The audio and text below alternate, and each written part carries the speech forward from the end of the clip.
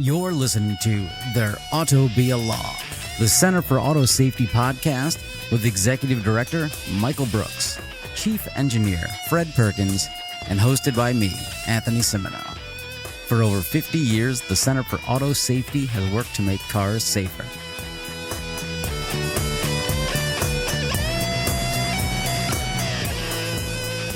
Hey, we've been doing this podcast for over 50 years now, or is that something else? No, we've just been working on it for 50 years. That's longer than I've been around. It goes way back. Yeah, this is a long one. Somebody's really got to edit that audio. It gets really loud there at the end. Fire your audio engineer. Oh, wait, that's me. Bye. All right. So welcome, listeners, or as Fred would say, good morning, to another episode of There Ought to Be a Law. This week, we're going to start off with an op-ed from the New York Times. This is an interesting piece where it basically talks about, hey, jumping right to EVs, probably not the best solution for climate change and for the grid and things of that nature. And instead, they're kind of saying, hey, maybe Toyota's right with pushing hybrids and hybrid electric vehicles. So I know both of you gentlemen have thoughts. Yeah, I mean, my thoughts initially are that, I just took a 2-week trip through the American Southeast, and I encountered a lot of people who don't really see electric vehicles as the solution and, are saying similar things to this. I mean, obviously they want to keep their work truck as a vehicle they can operate all day, putting a couple 100 miles on it, towing things. And right now the offerings from the industry don't come anywhere near something that can do that. So there's still a long way to go, I think, to get batteries and electric vehicles to a place where they make sense for a lot of Americans. And some of the timelines that have been proposed seemed to us to be a little unrealistic. And, I kind of thought Toyota was pursuing a sensible path rather than just jumping on electric vehicle bandwagon and doing that solely, but to continue to look at alternative sources of clean fuels. And, as they point out in the article, hybrids, the data maybe is not has been fully vetted, but it appears that hybrids are doing pretty good on the scale of the environmental scale, at least. What their impact is not that bad compared to electric vehicles, and maybe they're a good alternative to get us through the next 10, 15, 20 years as we further develop better electric vehicle batteries that are going to do the kind of things we expect out of our cars. Well, electric vehicles basically are being driven by profit margin. Automobile companies for a long time have looked at profit margins of the order of 5 or 6 or maybe 7% for every vehicle they put out. Tesla came along, and all of a sudden they discovered that an automobile company can get margins of 25 to 30% on their cars if they sell electric vehicles with, Jetsons features and whiz bang, and people are willing to spend that kind of money. So that's the real push behind electric vehicles. Most of the rest of it is nonsense. So Toyota's come out and said, gosh, here's a solution that will save people money. It'll save weight. It'll reduce wear and tear on our highways. It'll reduce the energy in collisions. And it has benign environmental impact, or as benign as you can imagine for an electric vehicle in almost all cases, because people generally drive a few miles per day. They don't drive 500 miles every day. The plug-in hybrid satisfies a lot of these criteria and has exceptional mileage, particularly now with Toyota coming out with as they've advertised, very high energy density solid state batteries, which makes their hybrid vehicles even lighter and even better than they were before. So I'm all in with this particular article. I may not completely agree with the rationale for every sentence, but overall it's right on. And, it's the same thing that I've been saying here in the Lonely Tao of Fred for a long time that this is something that the world really needs, and it's a much better way to go than jumping into electric vehicles. Also, by the way, it talks about the energy debt associated with the batteries and how the pure electric vehicles repay that debt after about 60 or 70,000 miles and climb out of the hole for net carbon burden associated with the car. And to simplify that, you have to put a lot of energy into building a car, particularly if it has all electric capability and a very large battery. After a long time, you may have a less net carbon footprint than a conventional car, but by then you need to get a new battery because you've exceeded the life of the battery. So you really never climb out of that energy hole. Sorry, end of rant. Over to you. Okay, I'm going to disagree slightly with your rant there, because in the op-ed it says, so EVs have to travel between 28,000 and 68,000 miles before they have an emissions advantage over similarly sized and equipped ICE vehicles, according to this guy from the Breakthrough Institute. Aside, the Breakthrough Institute, I was like, this sounds great. I looked into them, and they're a weird little pro-nuke techno-utopia organization that is kind of like an apologist for the oil and gas industry. But with that aside, he says between 28,000 to 68,000 miles, which we're not going to disagree with. But he says that may take 10 years or more if the EV isn't driven much.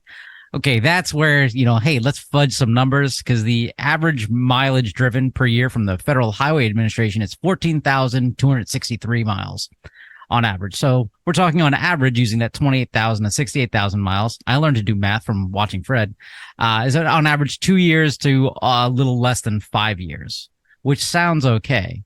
Now, the batteries in these things, aren't they supposed to last like 200,000 miles, 150,000 miles? Or I don't think so. The last guarantee I heard was for around 100,000 miles. So when you're up at 60, 70,000 miles, you're pushing the ragged edge. So you got a couple more years. Okay. Yeah. So, so if you sell that car to somebody else, remember, people use cars for now, 10, 12, 15 years? Right. The next owner of that car is going to have to buy a new battery.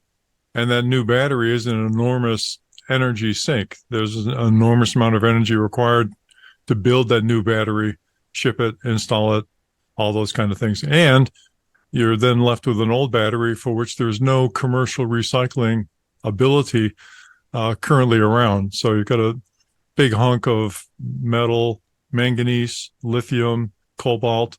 It's just going to sit somewhere and rot. So there's a lot of issues. But overall, I agree with the article. Okay. There are some tests. I think they're actually out of the test phase of battery recycling companies. There's one, I think, in California where they're managing to pull stuff out, but very early days. Everything will be better in the future. Agreed. As we've said 100 times. Okay, good. I'm excited to see what Toyota actually does with its claim of solid state batteries. That could change the conversation dramatically. Yes. But it's an interesting article. I think definitely worth reading. I wish they had put a note on who the Breakthrough Institute was, because then you could be a little more skeptical, because they're funny. When you look into them, they're very pro nukes and pro desalinization, which is just like, hey, we love two technologies that produce endless waste that we can't do anything with. End of rant. Pretty good, huh? Come on. No? That's Pretty good, yeah. Yep. Sometimes facts come to the fore, though, so that's good. Absolutely.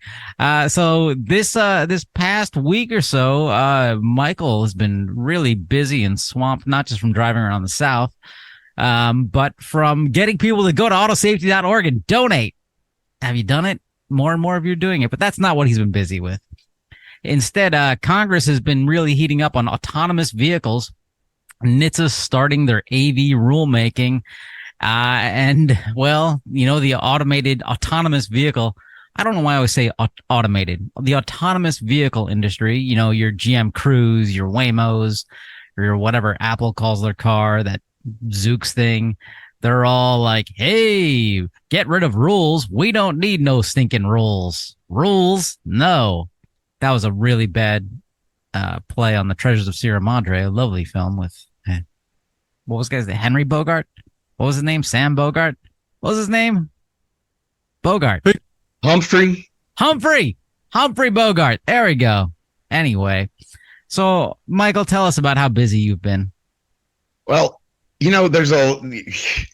I think everything's heating up around the autonomous vehicle issue, and you can see that it's, there's something being pushed since GM's Cruise AV division put out a full page ad and a number of large papers last week telling the world that their cars drive better than humans, or that humans are terrible drivers. And I'm going to let Fred cover that later, but a big piece of news that, it's something akin to what we've been looking for from years from NHTSA, but we still don't have all the details on it, is the announcement by NHTSA that they're going to take up this program they're calling AV Step. And it seems like it's going to be the first real rulemaking proposal around AVs. For those of us, or for those of you who haven't really followed this, there have been, as most of us know, companies have been coming out and promising autonomous vehicles for over a decade now. And they continue to say, oh, they're coming next year, or they're coming next year. It's not just Elon Musk, Google and Waymo have been doing this, and a number of other players.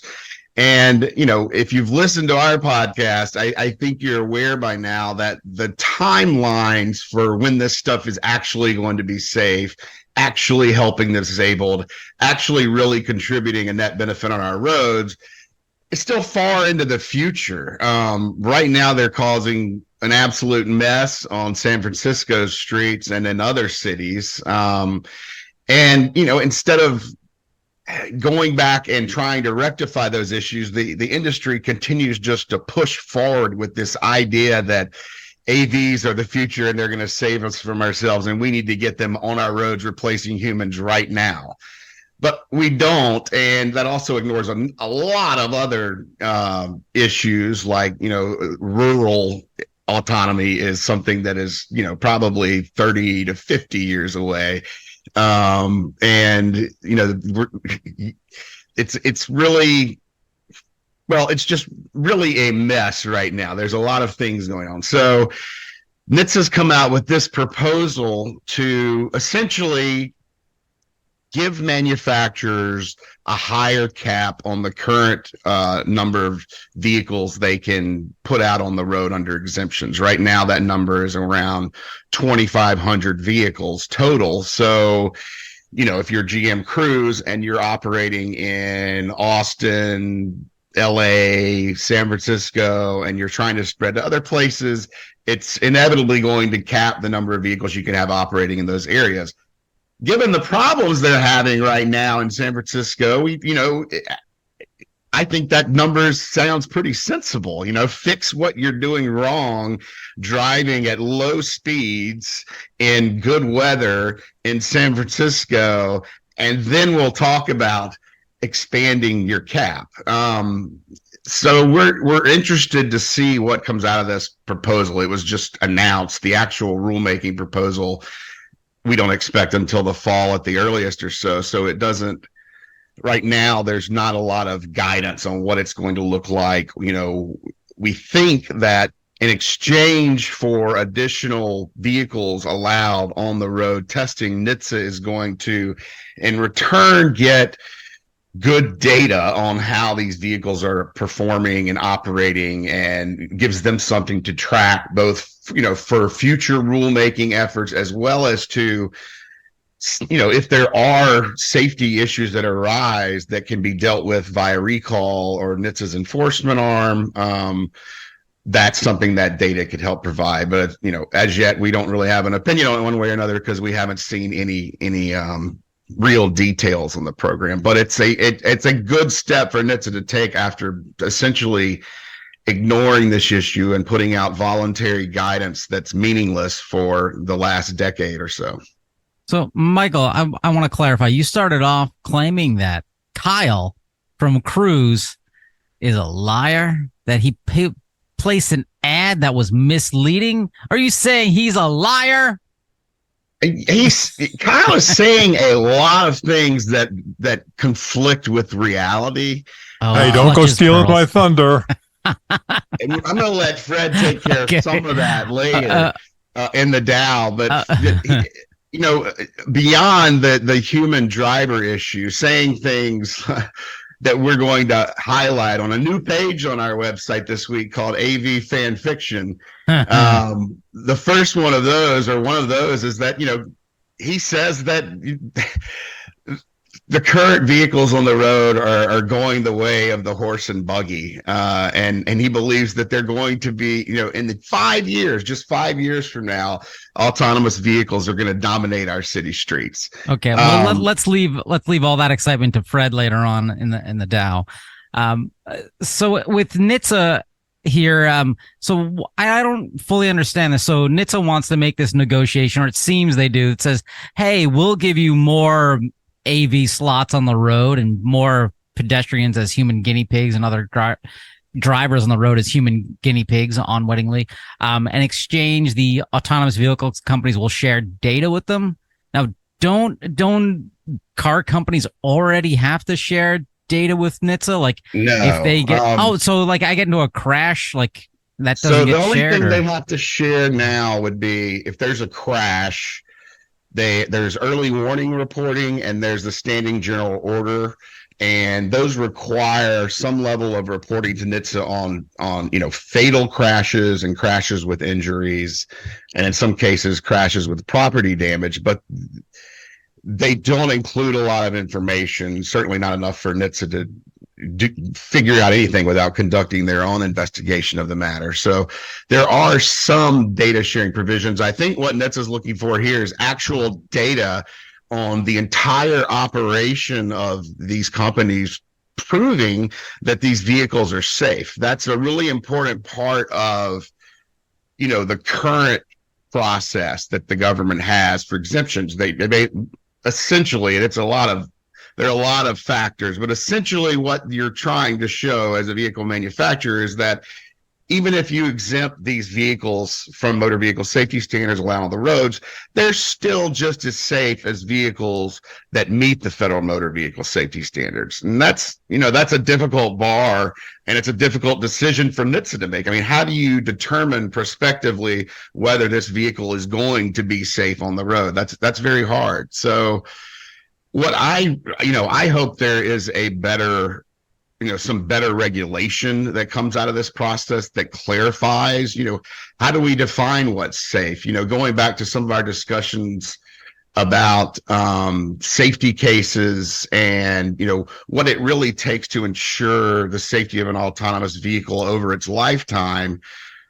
There needs to be a better evaluation method deployed here, and whether that's a UL type standard or another process that makes the determination when it's safe enough to deploy these vehicles, that would be really good. Now there is some funny stuff going on here. I mean, the auto industry and the AV industry are really claiming at the moment that NHTSA needs this process because there's so much regulatory red tape here. And I don't think it's red tape so much as they can't prove yet that their vehicles are safe.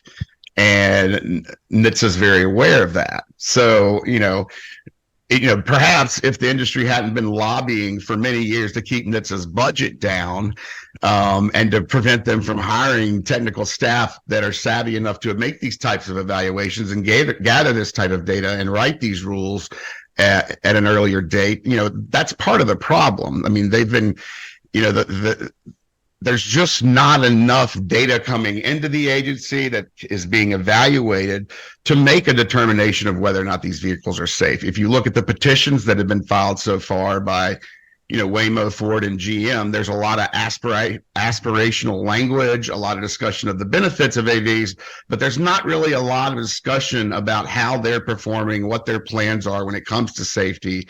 And when we get down to the nuts and bolts of, some of the issues we've seen taking place in San Francisco, where there haven't been, deadly crashes, but the vehicles are putting all sorts of people at risk, blocking emergency response, and generally creating mayhem that makes most of us cringe at the thought of that coming to our city.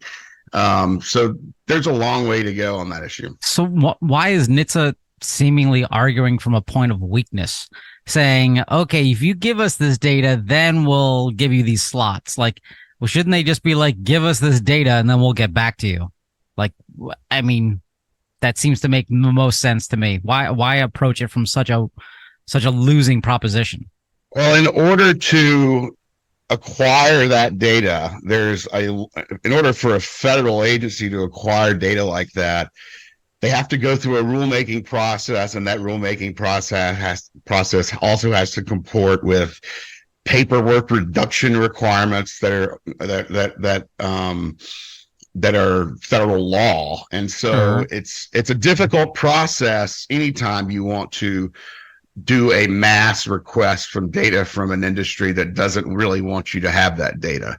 And so NHTSA has, like many rulemakings, this is one that, we asked many years ago. I think it was 5-6 years ago for NHTSA to go ahead, and we petitioned them for a rulemaking to make manufacturers of AVs put out safety assessments of their vehicles, and mandate it instead of this voluntary process that NHTSA envisions, where manufacturers submit them these glossy with their pamphlets. It's not really good hard data on safety that they're submitting to NHTSA right now. There's a lot of aspirational language, talk about benefits that haven't really been realized. And it's NHTSA basically needs to get real world data on how these vehicles are performing on America's roads now. And using that data, they need to go forward and make rules so that we can ensure that as these vehicles go all over the country. I mean, if you look around, they're introducing autonomous operations and in buses, city buses, and in commercial vehicles, and all sorts of areas around the country right now. So there's not really, to us, it's never seemed that there's a huge problem getting out and testing these vehicles. I mean, that's allowed under the law. Our problem is when you start deploying them en masse without a proof of safety before you do that. Because if that happens and we start to see problems all over America, like we're seeing in San Francisco, it's going to ultimately delay consumer acceptance and use of these vehicles. Nobody's going to want them around, and it would kill any chance of some of those aspirational things coming true. Like, something Fred's going to talk about, the computers saving us from ourselves on the road. That's never going to happen if people are so disenchanted with these vehicles tomorrow that they're not willing to accept them in the future. So let me just real quickly. So NHTSA allowed, at the federal level, they allowed AVs to be tested on roads. And then it's states and cities that said, well, states in California said, yes, you can test them on the streets of San Francisco. The municipal government of San Francisco said, no, you can't test these on our roads. The state of California said, suck it. And the Fed oversees this. I'm just trying to, just very quickly, we don't have to get too deep into the weeds. I'm just trying to understand how this works. The San Francisco, I think, was initially more, amenable to the testing. I think they've seen a lot more problems as things have gone on, and they're not saying you can't test here anymore. They're saying we don't think you should expand your operational areas and hours and bring the problems we're seeing over here to the rest of the city. And the state of California, which I believe pushed the hearing back again last week, we still don't have a definitive answer there. The state of California is I think it's I forget which division of the state it is, the Public Works or something like that. They have control under California law over what San Francisco can do in this regard. It's the Public Utilities Commission. Yeah.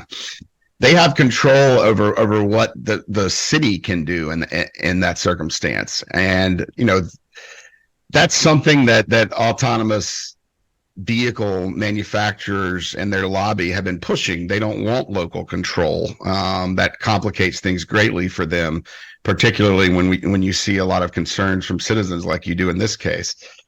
And meanwhile, while they're going out to states to try to get states to take over control and preempt local governments from acting on their own in this area, they're running to the federal government and asking for the federal government to preempt state action. So they're ultimately pulling a sleight of hand that would result in, all of the authority being vested in the federal government around the design, construction, and performance of autonomous vehicles, which would eliminate any potential state actions to regulate these vehicles on the roads. So it's a great idea if you're a manufacturer, because that you essentially, NHTSA is going to take years to do rulemakings here. The state governments and the local governments will be, preempted out of the ability to act. And at that point, it's an open field. You can do anything you want, and there's no one telling you what to do, which I think is ultimately their goal. So the other argument you always hear about is, hey, we need to get rid of regulations because China is going to own this industry. China is going to take everything. So we need to eliminate all regulations so we can compete with the China. Is this just nonsense, or is this? When I was a younger man, I was involved in the lobbying for the space station and in Washington. And we had a group that would meet every week, the Harris Group, to talk about who we had lobbied this week and how we'd made the argument. And one of the powerful arguments that people were making is that the Russians were already there. The Russians had launched the Mir space station, and shouldn't we be there too? And oh my God, the Russians are going to take over space. We ended up with a $200 billion boondoggle that has been up in space for a long time now, called the space station. That is nothing except a self-licking NASA ice cream cone. Has had no useful purpose at all, except for NASA to say, well, gee, we're doing this because someday we're going to go to Mars. It's just such nonsense. It's unbelievable. The Chinese are not going to take over the world. The Chinese are not going to populate our public highways with rogue autonomous vehicles. American companies are perfectly capable of doing that themselves. So, this is it just harkens back to that entire regrettable lobbying performance. And I was not that good a lobbyist, but sadly other people were, and that $200 billion boondoggle is up there today threatening every congressman who refuses to fund it by saying, well, Congressman, I certainly hope this doesn't come down in your district. So anyway, back to you. So the China issues continue to crop up everywhere since the beginning of this debate. And, there's kind of a shift in tactics on it at the moment. We've continually seen the industry claim, oh, China's going to outcompete us. Oh, China's going to put these vehicles on their roads and then, take over our industry, blah, blah, blah. That's a competitive threat that, frankly, I don't see out there. I don't think it exists. The folks behind autonomous vehicles in America are the giant domestic auto manufacturers, some other non-Chinese manufacturers, and a tech industry that's backed, by some of the biggest names in the business. Google, Apple, Amazon are all in on this. There is no way that the United States is behind China at this point. I think that's nonsense. The threat from China, in my opinion, is a security threat. We've seen examples where Chinese firms have been taking secrets from autonomous trucking companies. We know that our vehicles that are made and on the road today, and that AVs, for all we know, aren't protected from a cybersecurity standpoint. And that's where the real threat comes in. The problem is that, the AV lobby is claiming that this China competitive threat means that we need to loosen regulations in America and let them do whatever they want so we can beat China. That's a terrible idea. What we really need to do is get good cybersecurity regulations on the book to ensure that AVs are secure, but not just that, to ensure that the vehicles on our roads now that are selling by the millions are secure, harkening back to the Hyundai Kia theft issues we've been talking about. And, there are a million other cybersecurity issues that we could get into if we really wanted to bore our listeners, but they're out there and they're coming. And there needs to be cybersecurity regulation that applies to vehicles. Right now, the proposals that have been made in Congress and by NHTSA seem to suggest that the industry can regulate itself on this issue. And I just don't think that's possible. And I don't think that's going to work out. But the threat from China is not a competitive threat. It is a security threat. And the way to solve it isn't by loosening the strings on American AV manufacturers. They're doing a fine job testing out their vehicles right now. But what we need to do is dial down on cybersecurity from a transportation perspective. If you really want to prevent, the Chinese from taking over the AV industry in America, just get a trade regulation in place that bans Chinese AV operators in America. That should do it. You don't need to loosen the strings on an unproven AV industry in America and let them deploy their vehicles to every city and cause havoc with every fire and police department in America. You mentioned industry self-regulation, and there are several organizations that lead that parade. The SAE International is one. The International Standards Organization is another. The IEEE, Institute for Electronics and something is another. None of them has yet developed a set of recommended practices for testing AVs on the highway. This push by AVs, by AV manufacturers to get free rein on the highways should, as a minimum, wait for industry standards to be developed to which they can conform. There's just nothing out there right now. It's just a huge void. People look back to one that has been well established, the SAE J3016, which has been used by the government to define autonomous vehicles and does not contain any criteria for safe operation of AVs on public highways or anywhere else for that matter. Only very recently have they even come up with a set of recommendations for testing on private test tracks. And it's important to note that this is not a requirement. These are just recommended, nice to do. They're not standards to which you can conform. The industry formed a group called the AVSC for developing what they call consensus standards. None of those are quantitative. None of them have a single number attached to them. There's just a huge void right now. And for anybody to say that industry standards are adequate for the safety of AV testing only reflects their profound ignorance of how that process works and what the standards development's maturity is right now. So what happens next with these proposed bills? What's happened is, we're expecting a hearing on autonomous vehicles to occur in the House next week.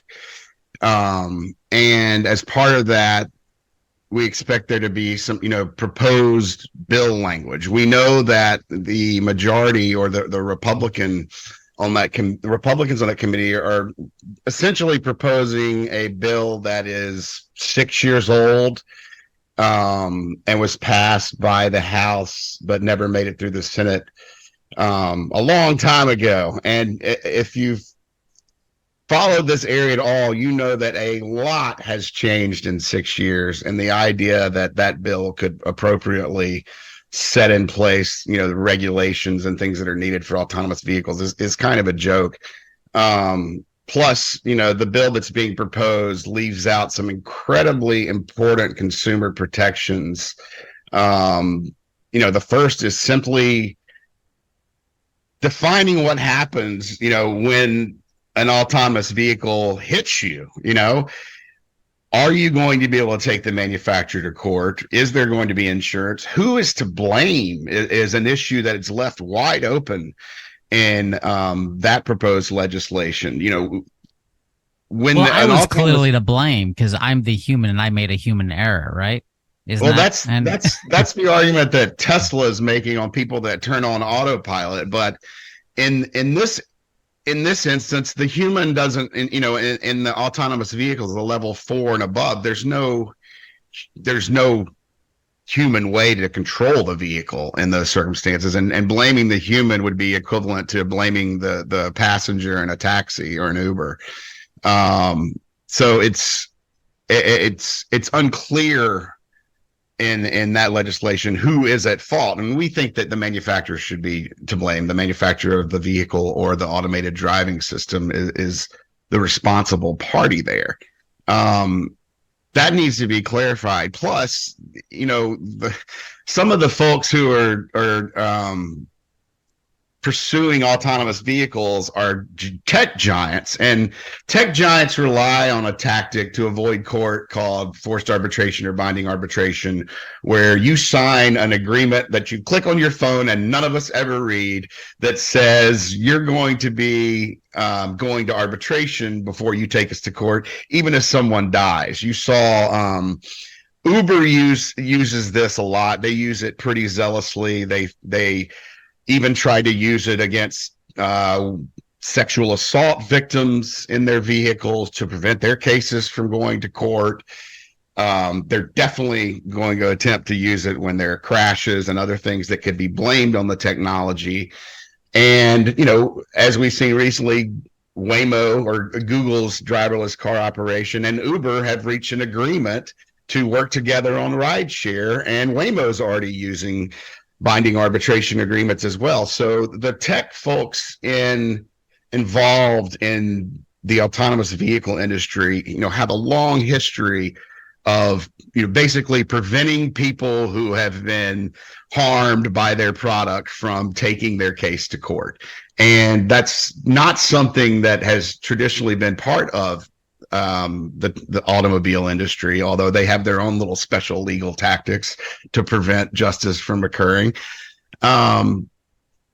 And so it's a huge problem that is not banned. I mean, we think that any autonomous vehicle bill, one of the first things that needs to be done is to simply ban the act of binding consumers to arbitration that basically takes them to a kangaroo court where they won't have adequate discovery, and none of the tools that are typically available to a plaintiff would be available to them in arbitration court, and where the decisions are almost inevitably going to be slanted towards the manufacturer. So that's a huge problem in the bill. To blame? And there's a number of other things. Yeah. So who's to blame? We don't know, but are you a subscriber to this show? Because if you are, you can tell us who's to blame, and then you can donate and tell us who's to blame. Fred, are you think you're ready for your telling us who's to blame? Well, yeah, but first I have a question for you, Anthony. Isn't there a public interest organization that has put together a set of requirements that AVs should conform to before they can be safely tested on the highway? Yes, there is, and it's the Center for Auto Safety, and there's a link to that Consumer AV Bill of Rights in this podcast description, as well as hopefully a link to our AV fanboy fiction page. I don't remember what we called it, but basically it lays out all of this stuff in kind of colloquial language, and you'll see who's to blame. And my buddy Kyle at Cruise say it's the humans. The humans are to blame, but Fred Perkins will let us know. You've now entered the Tao of Fred. Thank you. Here we are. Kyle Vogt. We're on a first-name basis with Kyle Vogt. He's the CEO of Cruise.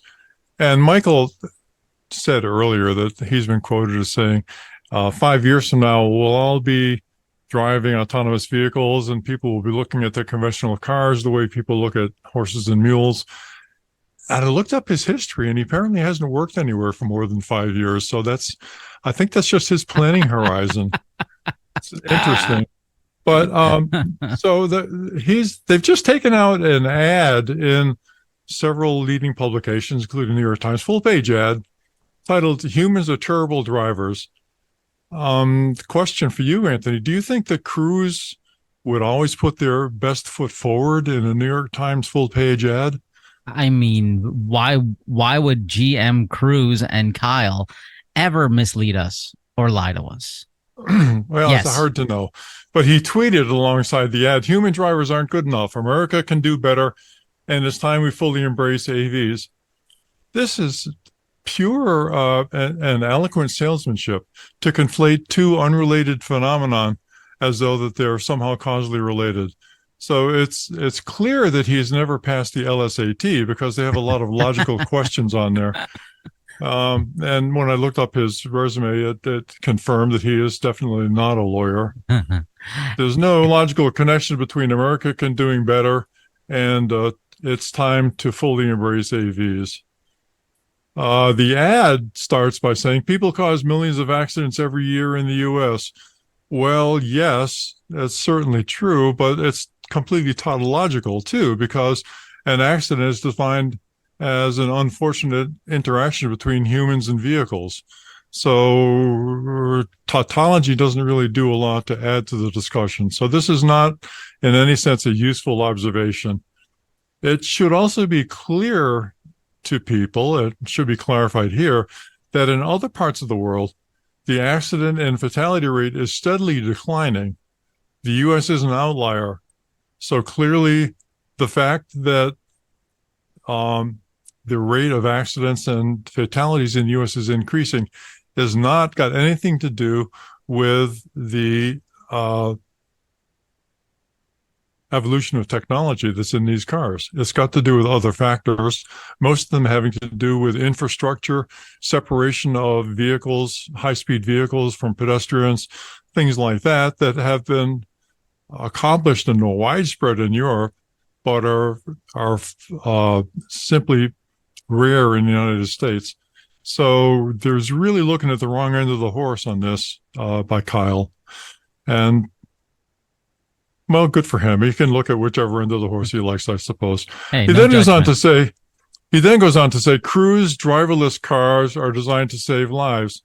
Well, okay, that's fine. But design without validation is just a fantasy. I have a design for a ladder that will take me to the moon. And I can show it to you. How much money would you like me to invest? Well, there's a problem there. It's a great design, but it hasn't been validated yet.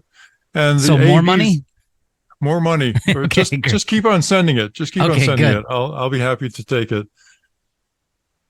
But what we know from the experience in San Francisco and other places is that cruise vehicles are apparently not designed and certainly have not demonstrated the capability to respond properly or to be remotely controlled by law enforcement when they're violating the law, blocking traffic, or interfering with emergency responses to fires and mass shootings. So a question for Kyle: if cruise driverless cars are designed to save lives, isn't it also important to save the lives of people who are involved in an emergency and the law enforcement and firefighters who are trying to solve that problem? Well, what do you think, Michael? Do you think that law enforcement needs some way to control rogue AVs? Oh, they need a way to control rogue AVs and, honestly, every other rogue vehicle on our streets. I think we talked about that with the chief of police about, how he would like to have some type of remote immobilizer to prevent, vehicle thefts and people fleeing police and causing, carnage on the roads. Given the hazard that these present to pedestrians and others, I don't know. I don't know how you could, in good conscience, put one of these on the road without having some way to control it when it's out of control. How about a safety driver? You mean a human being? Well, I mean, if what a the radical vehicle step. is stalled in the middle of the road and disobeying human commands, wouldn't a human be the best thing for it? Michael, I there's don't- there's no steering wheel in this car or pedals or anything like that. What's a human gonna do? You want me to put steering wheels and pedals back in? Well, the Jetsons Communist. had Rosie. Remember, the Jetsons had Rosie. She could do all that stuff. Oh, that's a good point. Let's get Rosie. Okay, robots. Nothing will go wrong there. So then Kyle goes on to say, our cars were involved in 92% fewer collisions as the primary contributor. What the hell does that mean? The only thing it really means is that poor Kyle is clearly out of his depth. So, the question is fewer than what? Fewer than zombies? Fewer than underage car thieves? I mean, this is a completely meaningless statement. Where the hell did this come from? No operational data is presented, just the fantasy, just the Jetsons. But, if you go back to the source of this nonsense, there's a NHTSA study called Critical Reasons for Crashes Investigated in the National Motor Vehicle Crash Causation Survey, where this 92% or 94%, 92% number comes from. That study is very interesting because if you take it apart and look at what the data really says, it says that vehicle-induced critical factors and fatal crashes occur about once every 2.5 billion, that's billion with a B, every 2.5 billion miles driven. Now, the Washington Post reports that Cruise, in its first million miles in San Francisco, has been involved in at least 66 instances of interference with emergency responses. Never So they're mind doing other better. accidents. Sorry? So they're doing better. Well, never mind other accidents and traffic problems. This is about one instance of interfering with emergency responses every 15,000 miles. Granted, no fatalities yet, but this is a rate of potentially hazardous vehicle failures 167,000 times higher than the standard set by current vehicles. So is that better or worse? That's In fact, 166,000 times better. Duh. 167, please. Oh, sorry. 167,000 times better. So Anthony, you drive, right? And you drive maybe do. 15,000 miles every year. So No. do you interfere with emergency firefighter responses once per year? Well, Because according to Cruise, that's okay. well, I don't, but my wife has an attraction to New York firefighters, so she might. I don't know. Michael, how about you? Every 15,000 miles, do you get cited for interfering with emergency response of firefighters? Not yet. Well, So you say you have a different standard than Kyle and Cruz. I try to avoid fire hoses, and I also try to recognize red and blue lights, which some of these vehicles also don't seem to be able to do. Well, they're colorblind. That is such a cute human response.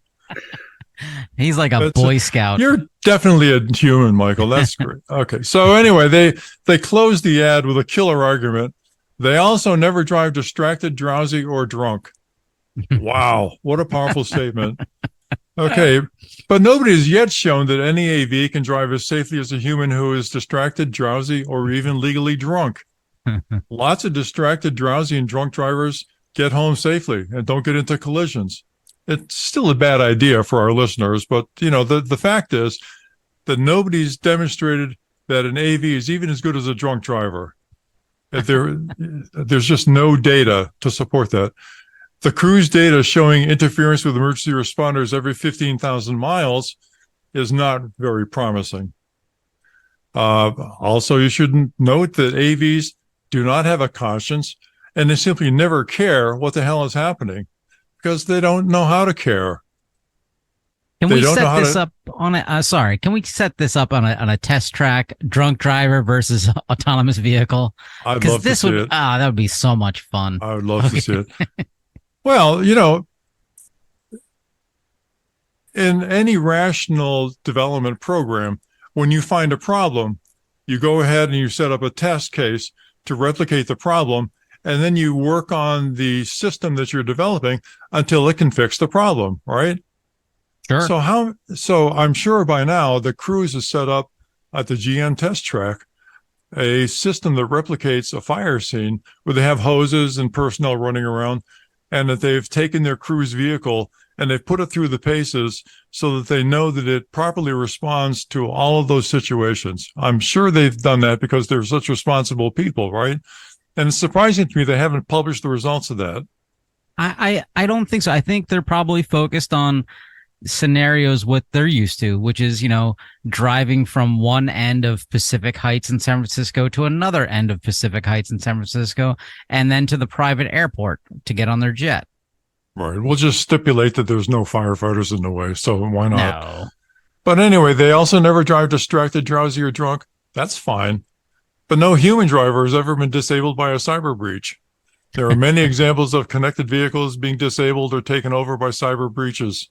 Fun stuff, disconnecting the transmission, turning on the windshield wipers. No human being has ever had that problem. And no human has ever been disabled by a software defect. Or a traffic cone. No, traffic cones, right? No human driver has ever been the victim of a single event upset, a short circuit, a software defect, data bus timing error, or artificial intelligence training error. So when people make this brave statement that they never drive distracted, drowsy, or drunk, they never address the downside of all of this digital circuitry and electronic components and networks and all this gizmostic that goes into a software-driven vehicle. Finally, the computer driver should be able to learn from fatal events that they experience.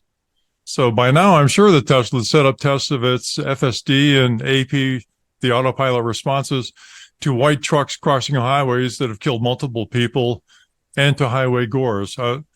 Michael, have you seen the results of Tesla's safety tests replicating those known fatal situations published and verification that they've solved that problem? Tesla submissions to NHTSA are completely redacted with no hope for the public to see them. Oh, so no. So they haven't done that. Oh, okay. No. All right. So anyway, I'm getting close to the end of my rant, but so I just have to say sorry, Kyle. If this is the best you've got, then you haven't got much. I cannot give you a passing grade. My 8th grade teacher would have failed you on your appreciation of algebra. This is really an embarrassment, and I'm awfully surprised that your overseers at GM let this out. But hey, what the hell, right? It's just money. It's money spent, and maybe it can sway public opinion. That's all I got for today, folks. That was great. I love it. I love my favorite part of your rants lately are when you ask us questions. So what we're linking to in the description is an article from Slate, slate.com, and there's a great quote in it. It talks about saying the website of Safer Roads for All, an AV-funded lobbying group, bluntly declares that autonomous vehicles will take human error off the road, reduce crashes, and save lives. Huh? Because autonomous vehicles, they're a combination of software and hardware that were written and developed by humans. So humans also developed credit reports. I don't know if you realize this, but humans are massively error prone. Just because it's in a computer doesn't mean it's right. People have to understand that. Humans also develop legislation, and humans run NHTSA. So, there's some circular logic at work here. So let's get rid of the human. Wait, that's what they're trying to do. They're trying to get, oh my God, GM Cruise. They're trying to get rid of the humans. It's part of the vaccine. No!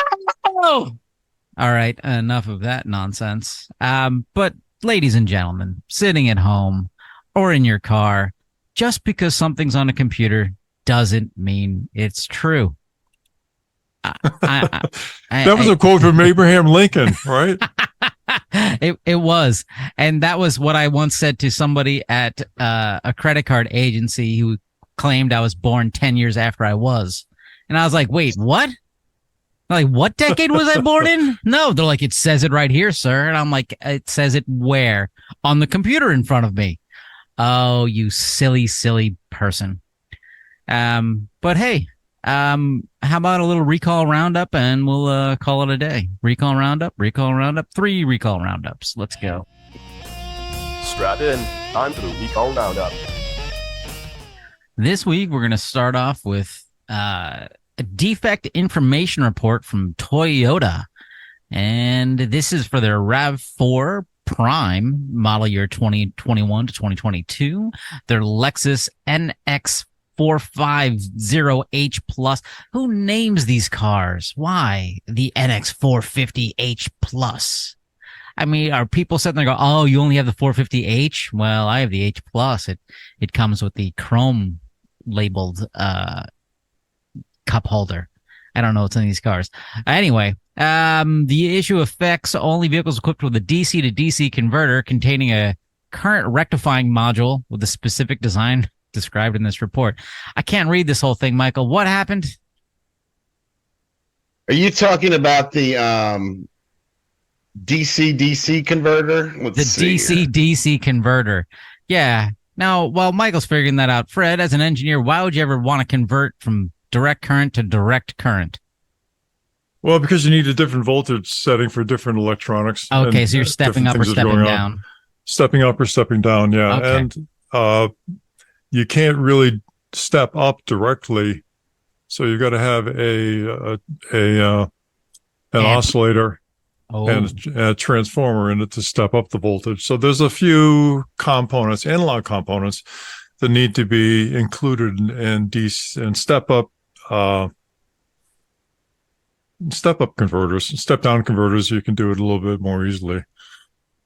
Anyhow, and this one was an interesting one because it's the first time I've seen a specific type of warning to consumers, which was do not charge in low temperatures. There's a warning to consumers that if you do charge these vehicles in low temperatures, I believe one of the incidents that occurred, that's the base of this, was in Canada in cooler temperatures. So that's something that everyone who owns these vehicles needs to know. Maybe not right now because it's really hot, but certainly as we approach fall and winter, first of all, go get the repair. Then you don't have to worry about it. But second, don't charge the vehicles in low temperatures.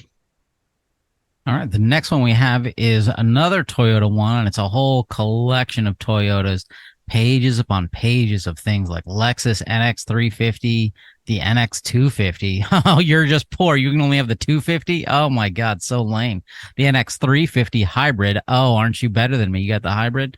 These are a cable subassembly spiral. In mid-May 2023, the spiral cable assembly supplier notified Toyota of a manufacturing process investigation.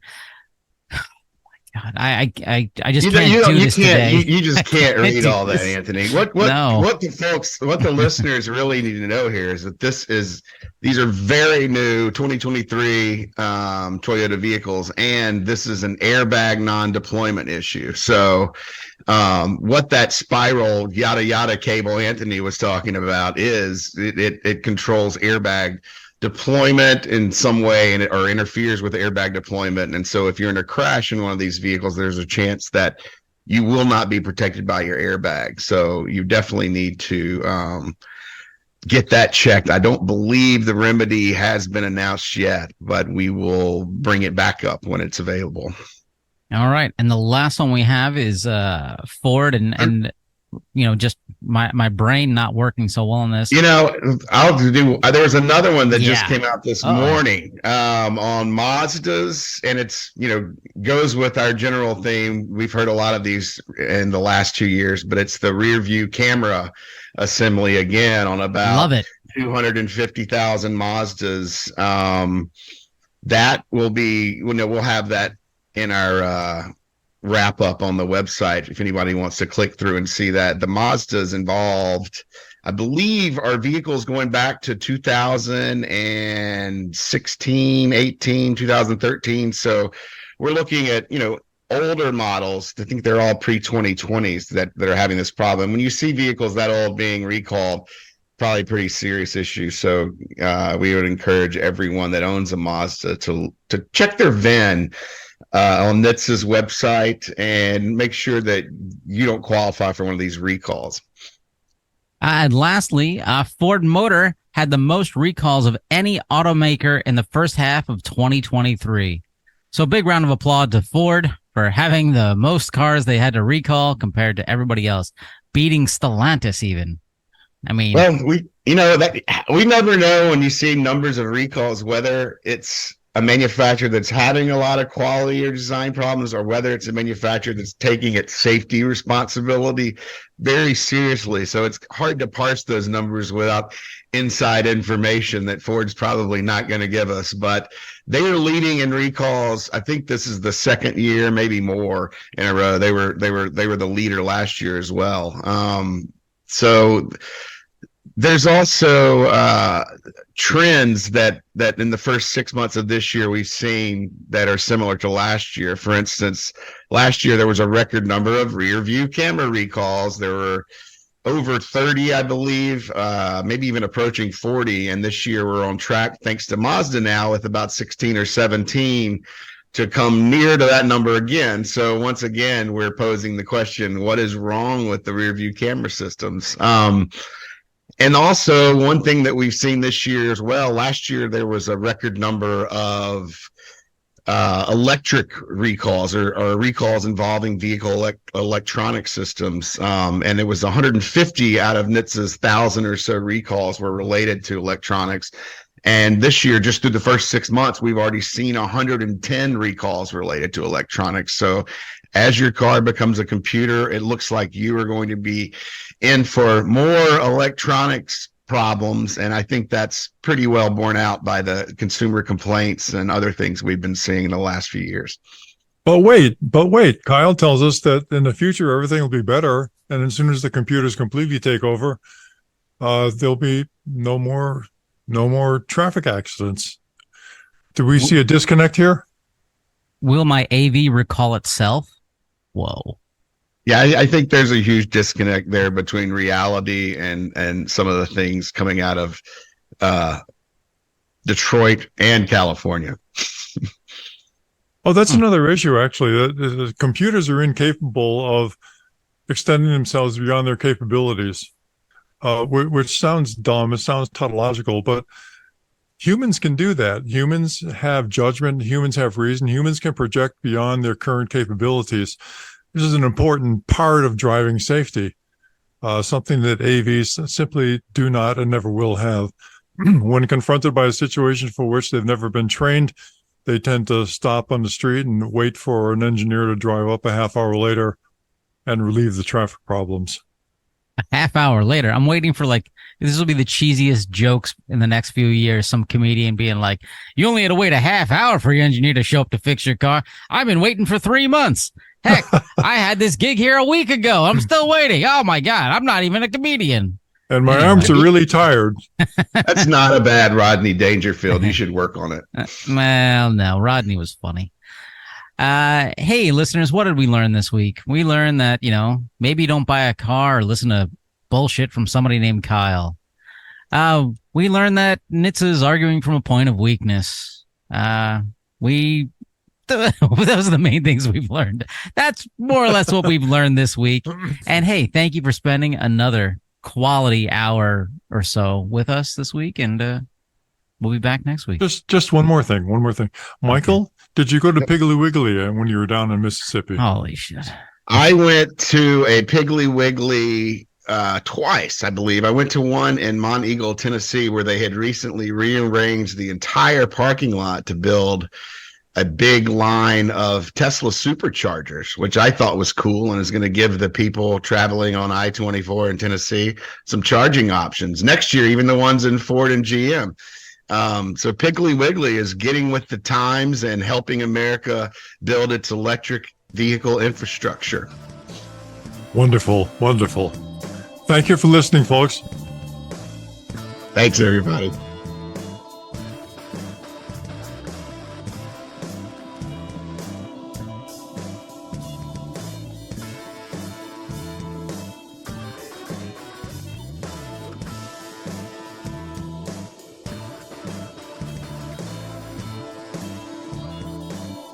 For more information, visit www.autosafety.org.